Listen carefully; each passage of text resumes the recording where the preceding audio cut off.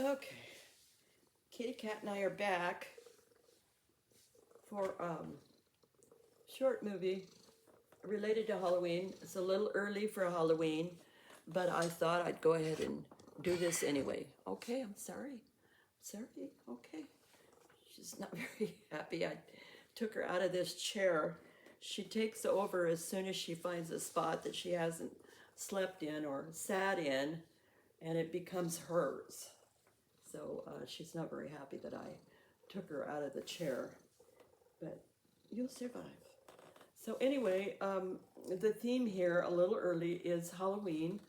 My brother's, Ron's girlfriend, Jackie's daughter made this lei for me, and so that it's orange and it's perfect for this theme. So the other things hanging around here are things that I used to have hanging up when we used to celebrate Halloween. We don't really celebrate, or I don't really celebrate it anymore like I used to. And there's a little story behind that. When we lived in Gresham, like how many years ago was that? Our boys grew up in Gresham, and we left Gresham in the 1989, I want to say. My husband Lowell, we put our house up for sale. It went on the market. The same day, Lowell called me and said he was in the hospital at St. Vincent's. Turned out that he had colon cancer. So we were kind of up in the air about whether we were ever going to build on this property. We had purchased the property in 1986. And so as it turned out, Lowell's cancer was pretty progressed, but he did have a surgery and he took a year of chemotherapy. But Lowell was had such a positive attitude about any challenges like that. He went to St. Vincent's Hospital every week. In the afternoon, he went for his chemotherapy, and basically what he did was he went and entertained all the nurses.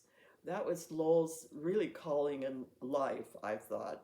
And he did entertain people everywhere we went. He was the funniest person I think I've ever met in my entire life. He was so funny.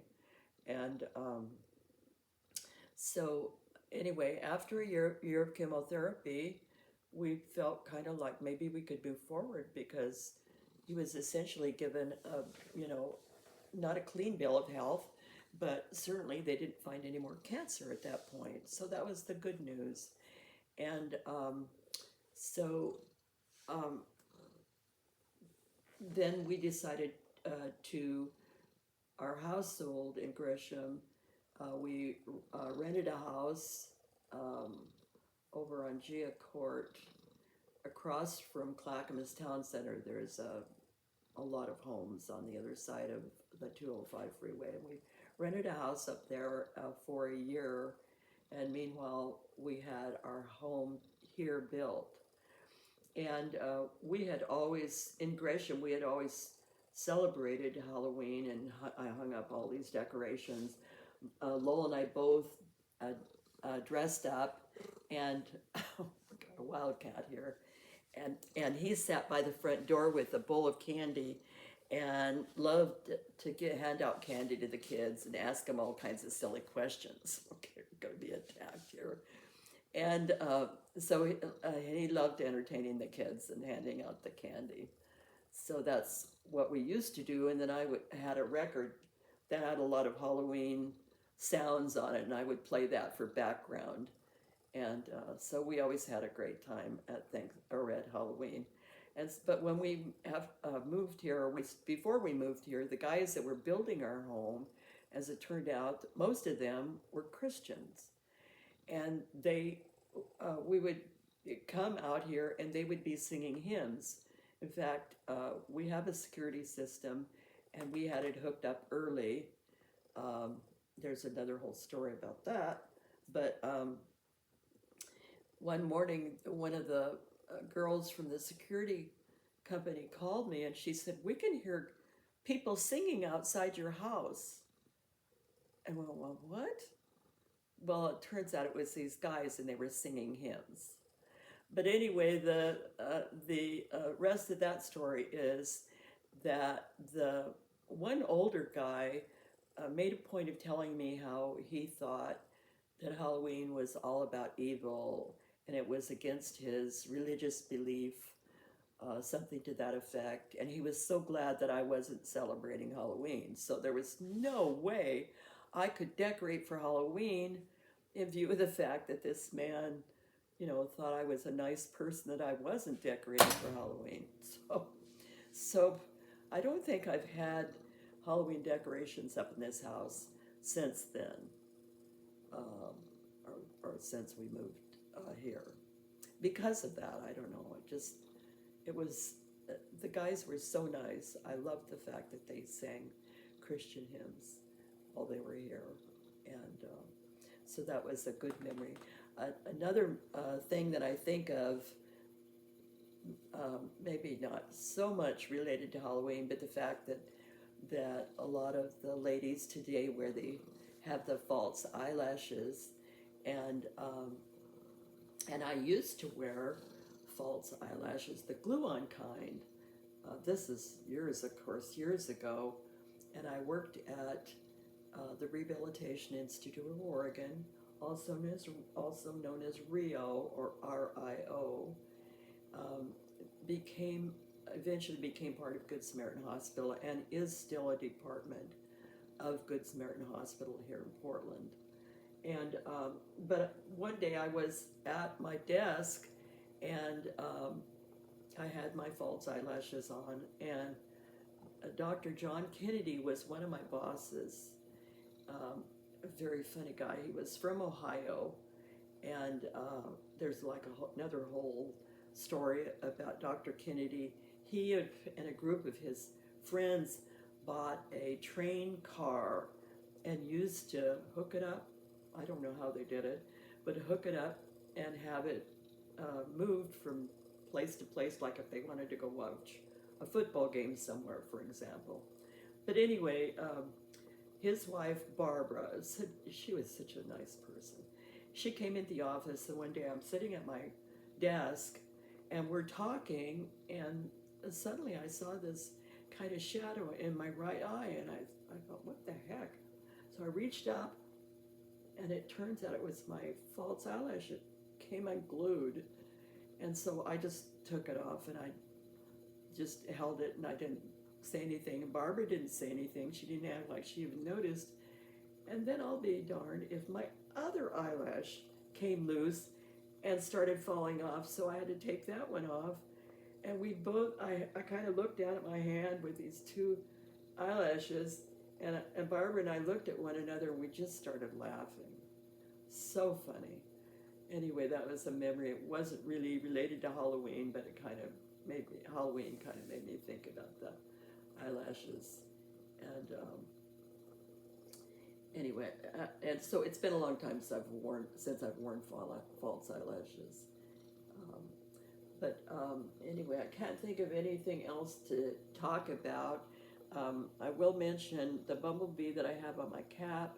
There will be one person that sees this that will know what this means. It's not a secret, but it's a favorite bumblebee, that somebody really likes bumblebees, and the one person that will watch this will notice that and know why I am wearing it on my cap. Anyway, can't think of anything else to say. Kitty Cat, did you want to say something? No, she probably wants to say, let me down. Let me go. Let me go. Anyway, she was mad at me a little bit ago, tried to bite me, but I have her trained with water. So she doesn't like water, it doesn't hurt her, but I have a squirt bottle, and if she's really naughty, I'll squirt her with a squirt bottle, and I say the word water. So now all I have to do is say the word. I don't even have to get the squirt bottle out, and she'll pay attention, and man, she doesn't want anything to do with that. That happens to be the same way that I trained our German Shepherd, whose name was Buck, and he was really naughty. He was very aggressive. Nobody ever abused him, mistreated him. He was spoiled rotten. But he didn't like anybody, and he didn't like anybody to come visit our house. So I had to lock him up in the garage if we had visitors. But if it was a nice day and he happened to be out on the deck in the backyard, and he saw that we had company, he'd start barking. And there was a place on the rail of the seating of the deck where he could stand, and he could look right in the window and bark. So I used to open that window and then throw a cup of water through the screen at him, and he caught on. He was super smart. So then all I had to do was use the word water, and that was the way I trained him. But rest in peace, Buck. His hips finally gave out, and I had surgery on. I had him have surgery on one hip. That only lasted about a year, and then he just couldn't. He couldn't ambulate any longer. Now today they have these really cool little, I don't know what you call them, wagons, these wheels that they can hook dogs and maybe cats even up to those. And I would have done that if that had been an option back then. But that was, oh my gosh, that was a long time. That was when we were still living in Gresham.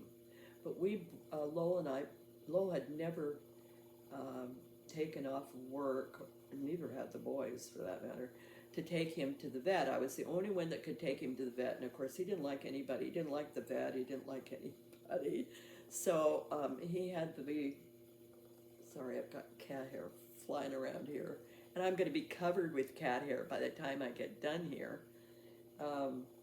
But Buck did not like the vet. He had to be muzzled when he was at the vet before the vet could even come near him. He was so aggressive. But the day finally I knew that I was going to have him put down, was just a horrible day. But I made Lowell take off work that day and go with me because I couldn't go in. He was our dog. And so